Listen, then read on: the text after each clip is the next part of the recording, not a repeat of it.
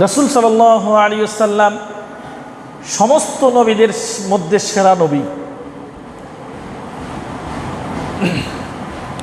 আল্লাহ রাসূলকে বলা হয় রাসূলুল্লাহ। আল্লাহ রাসূলকে বলা হয় কি? এদিকে আল্লাহ রাসূলকে কি বলা হয়? রাসূলুল্লাহ। আর ইব্রাহিম আলাইহিস সালাতু ওয়াস সালামকে বলা হয় খলিলুল্লাহ, ঠিক না? রাসূলুল্লাহ আর খলিলুল্লাহ এই দুইটার মধ্যে একটা পার্থক্য আছে। রাসূলুল্লাহ তো আল্লাহর রাসূল, খলিলুল্লাহ তো আল্লাহর বন্ধু। খলিলুল্লাহ অর্থ কি? আবার আল্লাহ রাসূলকে বলা হয় হাবিবুল্লাহ। কি বলা হয়? হাবিবুল্লাহ। হাবিবুল্লাহ অর্থ আল্লাহর বন্ধু, খলিলুল্লাহ অর্থ আল্লাহর বন্ধু। তাহলে ইব্রাহিম আলাইহিস সালাতু ওয়াস সালামকে বলা হয় খলিলুল্লাহ, আল্লাহর বন্ধু। আল্লাহর রাসূলকে বলা হয় হাবিবুল্লাহ, আল্লাহর বন্ধু। পার্থক্য কোথায়?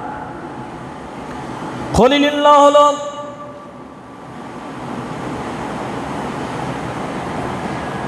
ইব্রাহিম আলাইহিস সালাতু ওয়াস সালাম যখন তার কিছু প্রয়োজন হতো তখন তিনি আল্লাহর কাছে চাইতেন। তিনি হলেন খলিলুল্লাহ। আর হাবিবুল্লাহ হলো আমাদের নবী। আল্লাহ রাব্বুল আলামিন তার নবীর মনে বাসনা কি সেটা জেনে আল্লাহর নবী ছাওয়ার আগেই তাকে দিয়ে দিতেন। সুবহানাল্লাহ। আল্লাহর রাসূল ছাওয়ার আগে আল্লাহ কি দিয়ে দিতেন। আল্লাহ রাব্বুল আলামিন হযরত মূসা আলাইহিস সালাতু ওয়াস সালামের কথা সূরা তাহার মধ্যে বলেছেন।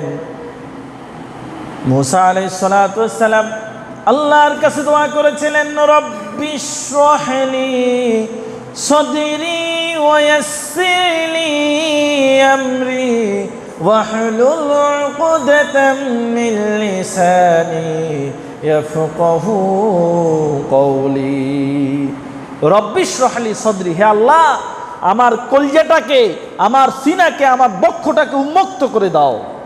অর্থাৎ যাতে যা শুনি তা যাতে করে বলতে পারি, ধারণ করতে পারি, মুখস্থ করতে পারি, তোমাকে চিনতে পারি। আমার কলজাটাকে পরিষ্কার করে দাও। সুবহানাল্লাহ। দোয়া করছেন কি? মূসা আলাইহিস সালাতু ওয়াস সালাম। কে দোয়া করছে? কার কাছে? আল্লাহর কাছে। আর আল্লাহ রাসূলের দোয়া করেন নাই। অথচ আল্লাহ তাআলা আল্লাহ রাসূলকে, আমাদের নবীকে বলছেন, আলাম নাশরাহ লাকা সাদরাক, হে নবী আপনি তো আমার কাছে দোয়া করেন নাই আপনার সিনাটা খুলে দেওয়ার জন্য, আপনার মনটা খুলে দেওয়ার জন্য আপনি আমার কাছে দোয়া করেন নাই। এরপরও কি আমি আপনার সিনাটা খুলে দেই নাই? সুবহানাল্লাহ।